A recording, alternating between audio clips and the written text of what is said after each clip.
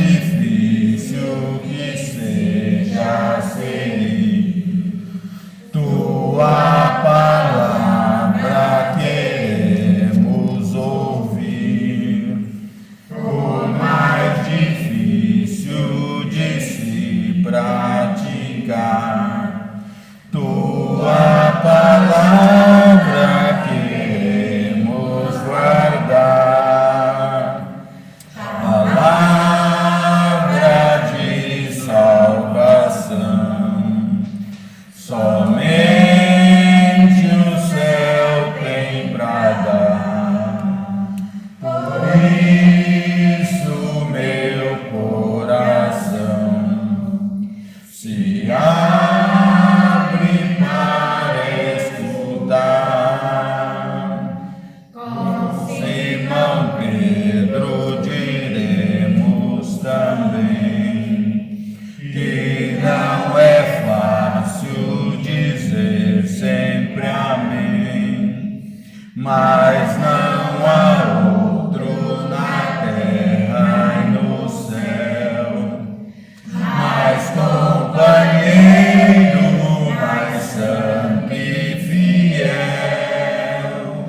Palavra de salvação, somente o céu tem pra dar. Por isso meu coração se abre para escutar, se abre para escutar. O Senhor esteja conosco. Evangelho de Jesus Cristo segundo Mateus. Naquele tempo, disse Jesus a seus discípulos: se teu irmão pecar contra ti, vai corrigi-lo, mas em particular, a sós contigo. Se ele te ouvir, tu ganhasses o teu irmão. Se ele não te ouvir, toma contigo mais uma ou duas pessoas, para que toda a questão seja decidida sob a palavra de 2 ou 3 testemunhas. Se ele não vos der ouvido, dizei-o à igreja. Se nem mesmo para a igreja ele ouvir, seja tratado como se fosse um pagão ou um pecador público. Em verdade vos digo, tudo que ligardes na terra será ligado nos céus, e tudo que desligardes na terra será desligado nos céus.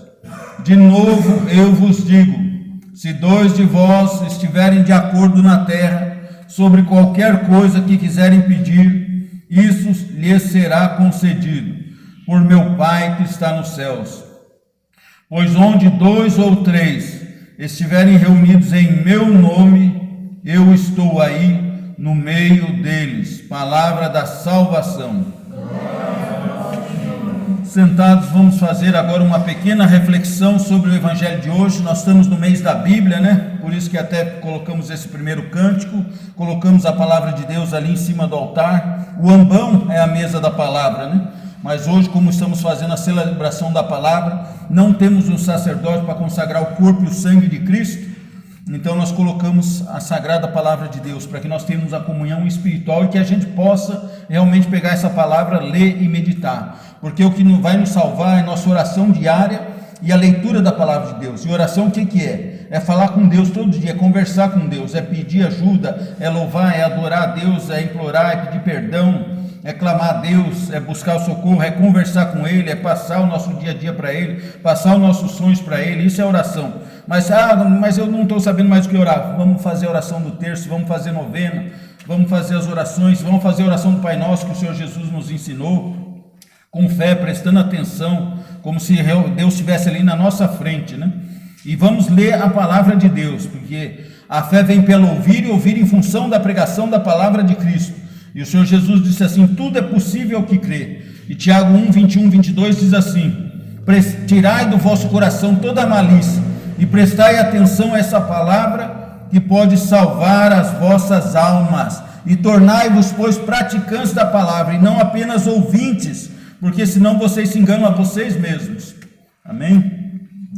Então, na primeira leitura, nós vemos o profeta Ezequiel, um grande profeta, aconselho vocês lerem, tem muita coisa interessantíssima de Ezequiel, tem profecias a respeito do templo, tem profecias a respeito do templo que foi profanado, foi vilipendiado o templo, o primeiro templo construído por Salomão. Eles fizeram umas imagens de réptil, de serpente, dentro do pátio externo, e lá dentro do santo do santo, santíssimo, tinha as tábuas da lei, com a arca da aliança, que o próprio Deus mandou fazer, com as pedras escritas com o dedo do próprio Deus, na pedra foi gravado os 10 mandamentos, e tinha a vara de Arão, que tinha florido, estava lá dentro, tinha um pouquinho do maná que eles comeram durante 40 anos no deserto, dentro do santo dos santos, representando quem? A nova aliança no sangue de Jesus Cristo, representando a Eucaristia, o corpo e o sangue de Cristo, né? E foi mostrado para Ezequiel a profanação exterior do templo.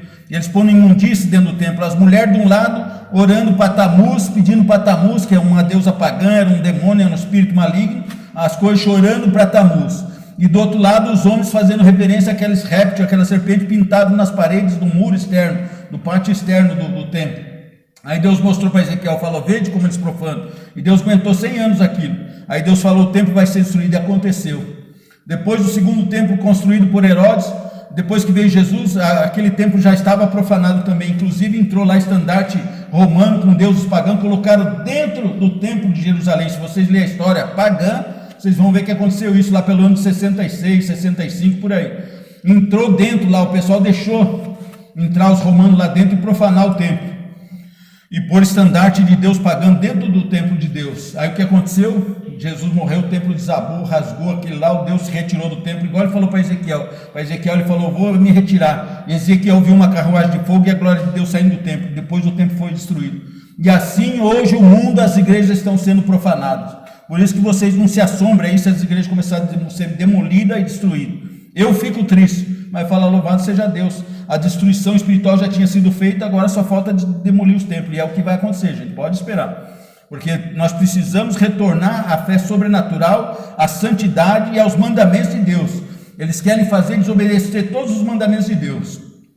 A respeito da vida, do adultério, de tudo que é ali santo, eles querem fazer o contrário, essa nova ordem mundial, de matar, não matarás, ele já quer matar já desde as crianças no ventre das mães. Então todas as leis de Deus estão profanando, e profanando a casa de Deus também, permitindo que entre sujeira dentro do templo, nos altares, entre político para falar besteira. O altar nunca pode receber um político.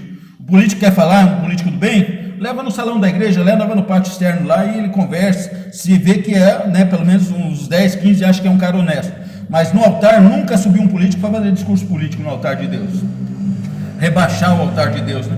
E receber os discursos dentro do templo de Deus, profanar. Por isso que nós estamos pendurados, aí o mundo está essa bizarrice, acontecendo coisa esquisita, e logo, como diz aqui, a própria natureza vai começar a se rebelar, como depois nós vamos ver, né? O apóstolo falando, então, a própria natureza vai começar a expurgar o ser humano, um terremoto, tsunami, maremoto, não sei quando vai ser isso, não quero aterrorizar ninguém, né? Talvez tenha mais uns 30 anos pela frente aí, mas uma hora vai acontecer, e os que for de Deus, ele vai proteger, e se não proteger, amém, né? Então aqui, ó, aí ele fala assim, ó, quanto a ti, homem, estabeleci como vigia para a casa de Israel. Eu não sou nada, mas aqui eu falando para vocês, eu estou sendo esse vigia, qualquer um de nós pode ser esse vigia, né?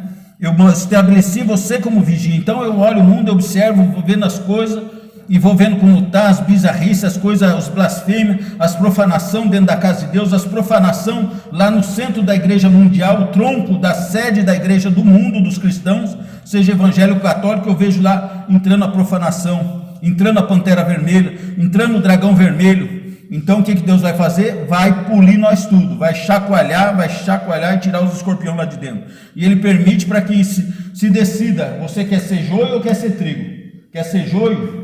Então vai continuar fazendo mal e se afundando mais ainda. Quer ser trigo? Então pratica o bem, vai se limpando os seus pecados, vai pedindo perdão, vai fazendo penitência, jejum, oração, vai lendo o evangelho. O que você quer ser? Agora nós estamos chegando no tempo da separação do joio e do trigo, né? Então ele diz assim, né? Aí ele fala para Ezequiel, uma coisa interessante, hein? E existe até algumas coisas, Deus levou eu a um pensamento esse final de semana, e aqui esse evangelho vem de acordo com as nossas conversas, né? Ele diz assim, ó, logo que ouvires alguma palavra da minha boca, o profeta ou vigia, tu deves advertir em meu nome. Advertir o quê? Exortar alguém, falar com o irmão, uma pessoa que a gente sabe que está fazendo mal, a gente chegar nelas e conversar, falar, isso aqui não está certo e tal, para a gente mesmo também refletir o que eu estou fazendo de errado, né? Se eu disser ao ímpio que ele vai morrer e você não lhe falhares, advertindo a respeito de sua conduta, o ímpio vai morrer por própria culpa. Mas eu te pedirei conta da sua morte. Quer ver? Vou ler de novo que eu li errado aqui. Se eu disser ao ímpio que ele vai morrer e tu não lhe falares, não avisá-los, não adverti-lo a respeito de sua conduta, o ímpio vai morrer por própria culpa. Mas eu te pedirei conta da sua morte, porque você não avisou.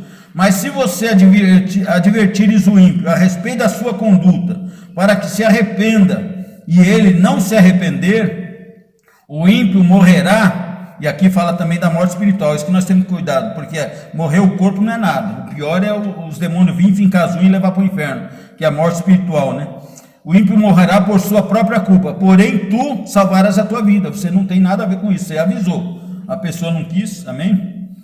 E vamos para a segunda leitura. Então, na segunda leitura, na carta de São Paulo aos Romanos, ele vai falar naquilo que eu comentei agora há pouco, né? Primeiro ele fala, não fiqueis devendo nada a ninguém como? Não é a pessoa me dar alguma coisa, se a minha pessoa dá alguma coisa, ela vai receber o mérito de Deus, eu tenho que aceitar aquilo que a pessoa me deu e dizer muito obrigado, Deus lhe pague, que realmente a pessoa, o melhor é ela não receber nesse mundo e deixar que Deus vai pagar ela depois.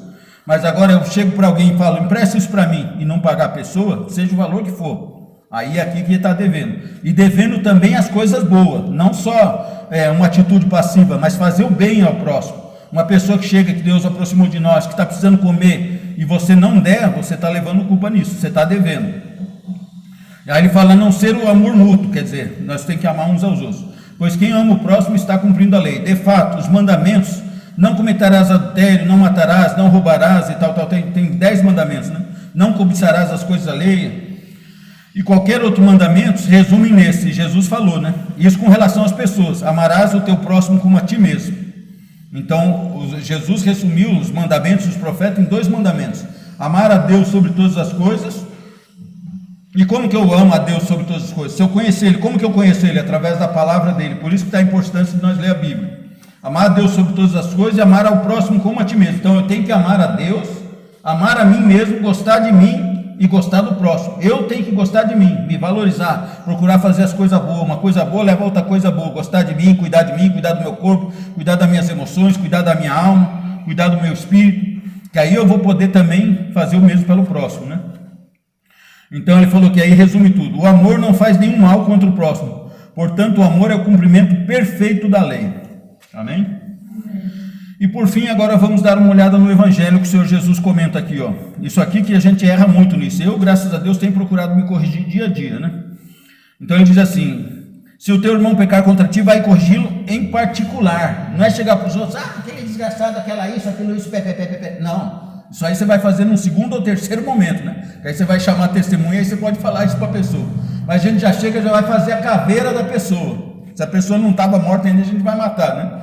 A gente vai fazer a caveira da pessoa. E o que Jesus está orientando? Se a pessoa fez um mal para você, você chega lá, corrige a pessoa. Se ela aceitar, mas em particular, tá vendo? Em particular. Não é para jogar farinha, a porcaria do outro no ventilador. Você é santo? Não, então não faça isso.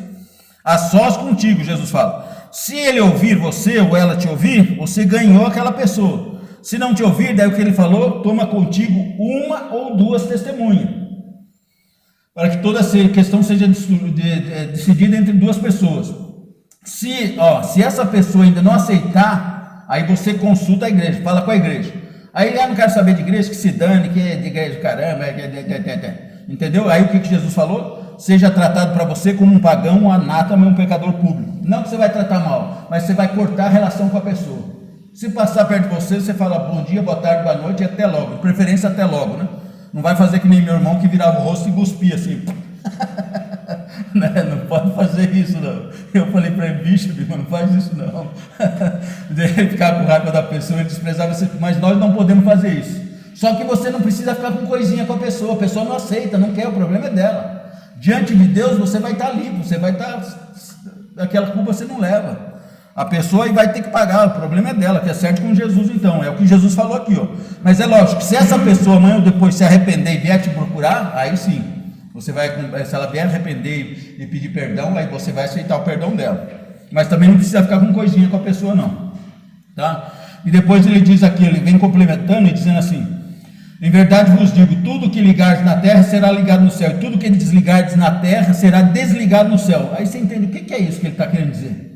Ele está querendo dizer o seguinte: se você ligar aquele ódio com a pessoa, ou se você tiver uma encrenca com aquela pessoa, você vai ligar no céu. Se você já tentou acertar com a pessoa e não aceitou, você automaticamente, quando aceita Jesus, todas as suas capivaras você passa para Jesus. Ele comprou com o preço do sangue dele. Então aquela pessoa vai ter que acertar essa questão com quem? Com ele. Aí ela está lascada. Porque você vai estar pago, coberto com o sangue de Jesus, e a sua capivara, o seu problema, a ofensa dela, a raiva, o ódio dela, a falta de perdão, vai passar para Jesus, porque Jesus te perdoou com o sangue dele. Então é como se aquela pessoa não perdoasse Jesus também, não aceitasse esse sangue dele. Por isso que tem a condenação ao inferno para quem não perdoa, né? Então ele fala, tudo que você ligar, está ligado. Se você desligar o ódio, vai estar desligado no céu. Se você ligar a questão do ódio e falar, eu morro, mas não perdoo, vai lá para o outro lado com essa questão para ser desenlaçada lá do outro lado com Deus. Aí o negócio é feio, né? Aí não tem mais misericórdia, né? Então por isso que Jesus citou isso aqui embaixo. De novo eu vos digo, se 2 de vós estiverem de acordo, outra coisa, agora é uma coisa boa, se 2 de vós estiverem de acordo na terra sobre qualquer coisa que quiserem pedir, por isso que quando eu falo aqui para a gente faz grupo de oração, quando alguém põe o seu pedido aqui na oração, a gente tem que falar amém, porque o amém o que quer dizer? Eu concordo com a tua oração. Então você dá força para a oração daquela pessoa. Se a pessoa falar uma besteira, falar, Senhor, eu quero que o meu inimigo morra, que aquele miserável... Não fala amém para isso não, você se vira aí. Tá? Mas se a pessoa está pedindo coisa boa, salvação, conversão da parente, cura de doença, aí a gente fala amém. Quando você fala amém, é o que Jesus está falando aqui. 2 concordar, ser-vos-á dado. Por que não recebemos? Porque não temos fé suficiente, porque tem impedimentos, como Deus falou, não é minha mão que é fraca para atender vocês, é os vossos pecados que causam bloqueio para mim atender vocês. Então é isso que nós temos que pensar. Deus nunca está errado e nunca mente, e nunca fala coisa que não acontece. Se não acontece é porque nós estamos errados em alguma coisa. Então ele diz assim, será concedido por meu Pai que está no céu, se vocês concordarem. Pois, o que é que o Senhor Jesus falou? Onde 2 ou 3 estiverem reunidos em meu nome, eu estou aí no meio deles. Nós estamos reunidos em nome do Senhor Jesus. Nós fizemos no começo, né? Em nome do Pai, do Filho e do Espírito Santo. Nós não podemos ver nem sentir, mas isso é fé. Se Jesus falou, ele está aqui. Ele está aqui, olha que coisa louca. Jesus está aqui. Por isso que eu faço assim, quando eu venho aqui, depois de eu fazer para o altar, eu dou essa inclinada. Eu não posso ver, mas minha fé, ele falou, então ele está aqui. Amém? E mesmo que ele não tivesse, ele tem consciência e onisciência de tudo. Mas ele falou, eu estou. Pois onde 2 ou 3 estiverem reunidos em meu nome, eu estou aí no meio deles. Amém? Louvado seja nosso Senhor Jesus Cristo.